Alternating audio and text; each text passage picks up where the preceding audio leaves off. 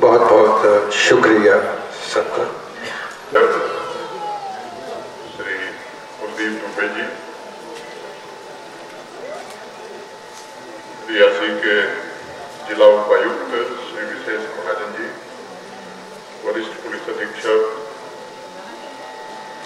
प्रशासन के सभी अधिकारी, अमरवीर शहीदों के परिजन, वीर नारी, उपस्थित माताएं बहनें, पावन धरा स्वामी के और ब्रह्म स्वरूप परम पूज्य योगेश्वर महाराज जी के दर्शन का एक साथ अवसर प्राप्त हुआ है। मैं अद्भुत पराक्रम, शौर्य एवं बलिदान के प्रति शूरवीरों को श्रद्धांजलि अर्पित करता हूँ। उनके समर्पण, वीरता और कर्तव्य की प्रतिनिष्ठा ने न सिर्फ देश के आदर्शों की रक्षा की है, बल्कि राष्ट्रीय विकास में भी अप्रतिम योगदान दिया है। आज जम्मू कश्मीर के भी हर क्षेत्र में नई ऊर्जा, समाज में नया आत्मविश्वास हमारे अमर वीरों के त्याग और बलिदान का ही परिणाम है। परम पूज्य संत श्री बालक योगेश्वर दास जी महाराज ने अति विष्णु महायज्ञ के द्वारा अमर शहीदों के त्याग को समाज के लिए एक प्रेरणादायी परंपरा के रूप में परिवर्तित करने का भगीरथ कार्य किया है। मुझे विश्वास है कि आने वाले दशकों एवं सदियों तक पौनी की पवित्र धरा पर अमर शहीदों की वीरता को संपूर्ण राष्ट्रों का स्नेह, कृतज्ञता और सम्मान सदैव मिलता रहेगा। मित्रों, मुझे याद है 1 दिसंबर 2022 को अमरवीर शहीदों की स्मृति में अति विष्णु महायज्ञ के आयोजन में मैं आया था और उस समय एक बात हमने कही थी कि हवन की वेदी से जो पवित्र लपटें उठ रही हैं वह जम्मू कश्मीर की रक्षा करेंगे। भारत के मुकुटमणि कहे जाने वाले इस क्षेत्र के तीव्र और समावेशी विकास का मार्ग भी यही प्रशस्त कर रहा है। इन 2 वर्षों में बहुत कुछ बदला। भारत के आदरणीय प्रधानमंत्री श्रीमान नरेंद्र मोदी जी के नेतृत्व में इस बदलाव का सबसे बड़ा कारण नीति और नियत में मूलभूत बदलाव रहा है। अगस्त 2020 से निरंतर एक प्रगतिशील और आधुनिक जम्मू कश्मीर के निर्माण के लिए ईमानदारी और निष्ठा से काम किया गया है।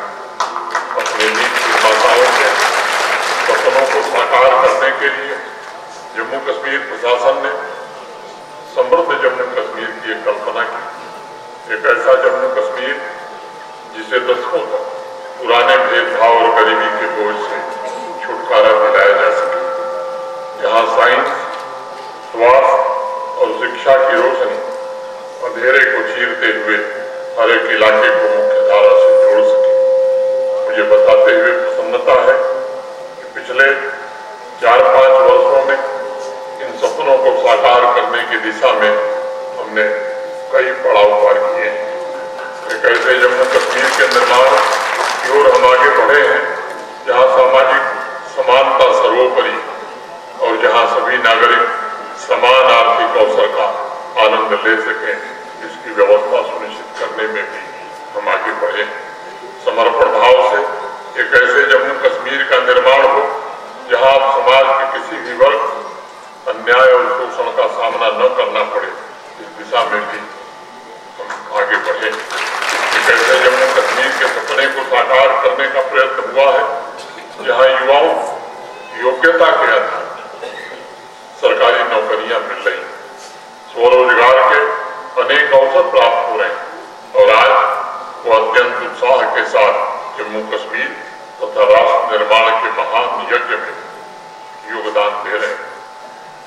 यहाँ सिस्टम की सफाई में काफी समय लगा, लेकिन मुझे प्रसन्नता है कि तमाम चुनौतियों के बीच हमारे सहयोगियों की कड़ी मेहनत के द्वारा प्रशासन ने युवा शक्ति के सपनों को साकार करने के लिए आज एक अनुकूल वातावरण बनाने में सफलता पाई। पिछले 4-5 वर्षों में 7 लाख से ज्यादा नौजवानों को उद्यमिता तथा रोजगार के प्रत्यक्ष एवं अप्रत्यक्ष अवसर उपलब्ध हुए। योग्यता के आधार पर, पारदर्शिता के आधार पर 42,000 से ज्यादा युवाओं को सरकारी नौकरी पिछले 4 वर्षों में मिली और प्रसन्नता तब होती है जब ठेले पर सब्जी बेचने वाले की बेटी KS अफसर बनती है, एक झोपड़ी में रहने वाले गरीब आदमी का बेटा सरकारी नौकरी, 11,000 पदों को भर्ती है चयन करने वाली एजेंसियों को भेजा गया। कई दशकों से लंबित अनुकंपा नियुक्तियों की भी तेज गति से कार्रवाई प्रारंभ की गई है और पिछले कुछ दिनों में 1200 से ज्यादा लोगों को नियुक्तियां दी जा चुकी है। इसमें ऐसे लोग भी थे जिनके परिजन 20 साल पहले मृत हो गए थे। ऐसे लोग भी लंबे समय से इंतजार कर रहे थे। मैं समझता हूँ मिशन यूथ की स्थापना के बाद 1.5 दर्जन से अधिक योजनाएं भी युवाओं के उज्जवल भविष्य के निर्माण का मार्ग प्रशस्त कर रही। मौजूदा वित्तीय वर्ष में माननीय प्रधानमंत्री जी ने अच्छी खासी धनराशि जम्मू कश्मीर को उपलब्ध कराई और इसके कारण स्वरोजगार के अवसर भी मिल रहे हैं। जम्मू कश्मीर की इकॉनमी भी दुगनी रफ्तार से पिछले 4-5 वर्षों में आगे बढ़ी। जहां 16-17 में हमारी कुल GDP 1,17,000 करोड़ हुआ करती थी, पिछले वित्तीय वर्ष में 2,45,000 करोड़ हो गई है और इस वर्ष 2,63,000 करोड़ हो जाएगी। मेरी निजी सबसे पहले आपके चैनल के माध्यम से जितने भी आपके दर्शक हैं सबको मेरा नमस्कार, जय श्री राम। और जिन्होंने अपने भारत के लिए प्राणों का सर्वोच्च बलिदान दिया है, उनके लिए हम लोग यहाँ पर यज्ञ करते हैं, अनुष्ठान करते हैं और उनके परिजनों को ला करके यज्ञशाला में बैठा के आहुतियाँ देते हैं। और भी बड़े श्रद्धालु हैं जो अपने देश के लिए जो हैं इस तरह से नौजवानों के लिए कार्य करते हैं। आज हमारे बीच में हमारे जम्मू कश्मीर के उपराज्यपाल गवर्नर साहब जो हैं आए धर्मनगरी पावनपुरी पौनी में। उन्होंने बहुत अच्छे तरीके से यहाँ पर अपना जो है संदेश वक्तव्य दिया और बहुत सारी बातें ऐसी बोली हैं जो मैं ऐसा मानता हूँ कि भगवान की कृपा से बहुत जल्दी, मुझे लगता है 1 साल के अंदर अंदर वो जो बात हुई है कुछ ये हमारे यहाँ के क्षेत्र के लिए बहुत सारी बातें ये हैं आपसे साझा करना बहुत ज़रूरी है। कोई गुप्त रखना नहीं चाहिए, मैं बाबा हूँ, मेरे को नहीं रखना चाहिए। तो मैं आपसे सबसे बताता हूँ, मैंने एक तो ये बोला है कि CBSE स्कूल बहुत बड़ा यहाँ पर हम कोई कोशिश करें जिससे इंटर कॉलेज बने और जिससे हमारे यहाँ के लोग जो हैं पलायन करते हैं बच्चों की वजह से। जैसे जम्मू में कोई बच्चा या बच्ची पढ़ने जाते हैं तो उनके साथ जो है 1 या 2 मेंबर होते हैं, एक चूल्हा यहाँ जलता है, एक वहाँ जलता है, किराए पे रहते हैं, तो उनकी अर्थव्यवस्था भी बेचारों की वो चरमरा जाती है, व्यवस्था करनी पड़ती है। तो इसी तरह से बहुत सारी बातें जो हैं और भी उन्होंने जो बोला उनसे, तो उन्होंने आश्वासन दिया है और बहुत अच्छी बात हुई है। तो पिछले बार भी आए थे, इस बार भी आए, हम लोग वास्तव में बड़े प्रसन्न हैं, बड़े खुश हैं। तो मैंने उनसे ये कहा, आप लोग सभी सुन रहे थे कि मैंने सुना हुआ है बहुत साल पहले महापुरुषों ने, किसी ने कोई हो गई होगी चूक, आपस में होता है कि ये पौनी ही रहेगा, तो ऐसा कुछ बात हुई होगी।